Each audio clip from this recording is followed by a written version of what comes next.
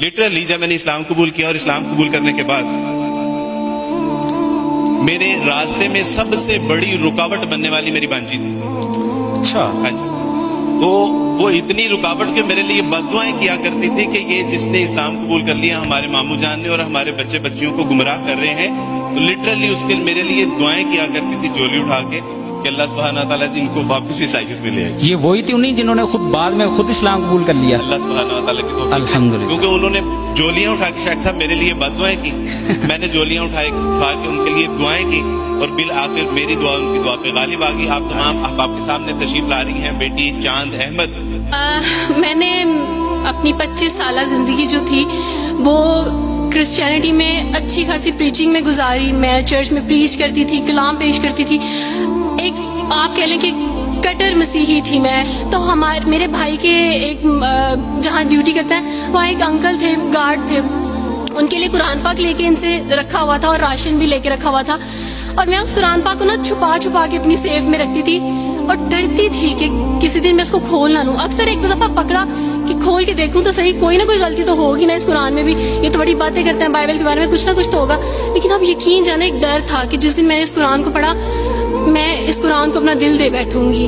और वही हुआ कि जब मैंने कुरान पढ़ा तो मैं इस पर ईमान लाए बगैर नहीं रह सकी। एक रात वारिस मामू को कॉल की और उनसे कहा कि 2 बजे का लगभग टाइम था। इनसे कहा कि वारिस मामू मुझे आपसे ज़रूरी बात करनी है। तो इन्होंने कहा कि क्या बात है बेटी, कोई ज़िंदगी मौत की बात है? तो मैंने कहा कि ऐसे ही समझ लें, मैं रो रही थी।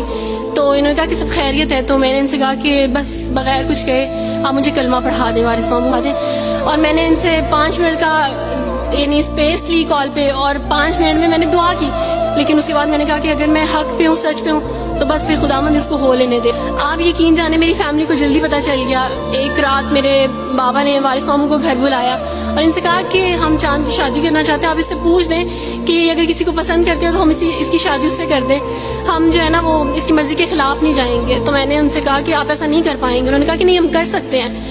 मुझे ये था कि मुझे पछतावा न रहे कि मैंने शायद उस दिन पापा से बात करती तो पापा मान जाते। तो मैंने उनसे कहा कि पापा मैं एक मुसलमान मर्द से शादी करूंगी, आप ऐसा मेरे लिए कर सकते हैं? अगर आप किसी मुसलमान से मेरी शादी करेंगे तो ठीक है, मैं शादी करने के लिए तैयार हूँ। मेरे घर में एक सन्नाटा छा गया और इस खामोशी के बाद जो है यानी सब फैमिली वाले रोने शुरू हो गए। उन्होंने कहा कि आप अपने मजहब में वापस आ जाओ। मेरे पापा ने, आप यकीन जाने, खुद को फांसी लगाने की कोशिश की मेरी आंखों के सामने।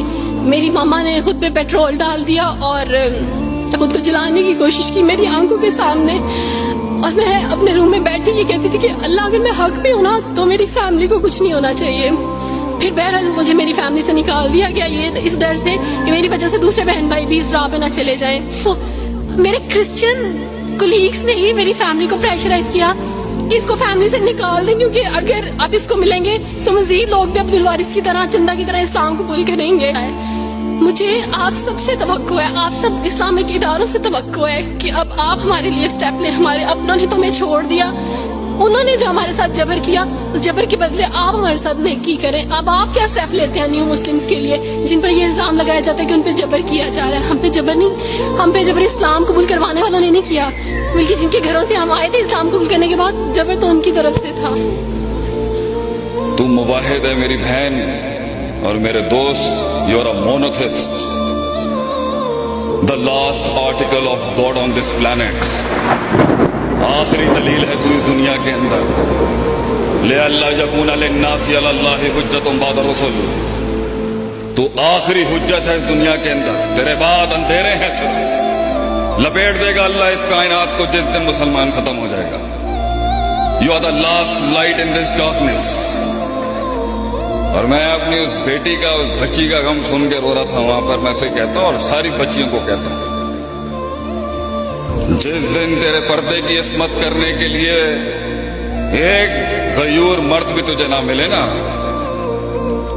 हमारे डेरे पे आ जाए इंशाल्लाह, तेरा बाल भी बाका नहीं कर सकेगा कोई इंशाल्लाह अजीज। हम अलल ऐलान जंग करते हैं। हमारे कबीले पे और हमारे डेरे पे आके अगर किसी ने भी हमारे किसी भाई, हमारे किसी बहन पे हाथ भी डाला, खून हम देंगे, गर्दनें हम देंगे तेरे लिए इंशाल्लाह, घबराई ना। लेकिन लेकिन दिस इज योर वॉक। मैंने अपनी जिंदगी में गिले नहीं किए कभी, जंगें लड़ी हैं, तनकीदों के बाजार देखे हैं, दुश्मनियां की हैं, दुश्मनियां की गई हैं हमारे साथ। सफर तेरा भी मुश्किल है, हर इंसान का सफर मुश्किल है। अम हसिबतुम अन तदखुलल जन्नत वलम्मा यातिकुम मसलुल लज़ीना खलौ मिन क़ब्लिकुम। क्या गुमान किया है तूने ऐ मर्द मोमिन कि तू जन्नत में दाखिल हो जाएगा ऐसे ही? वलम्मा यातिकुम मसलुल लज़ीना खलौ मिन क़ब्लिकुम, और तुझे उन आग के दरियाओं से गुजारा नहीं जाएगा जिससे मैंने कौमें गुजार दी पीछे। मस्सतहुमुल बासा वज़र्रा वज़ुलज़िलू, ज़लज़ले भेज दिए उनके ईमान को चेक करने के लिए कि दम कितना है इसके अंदर।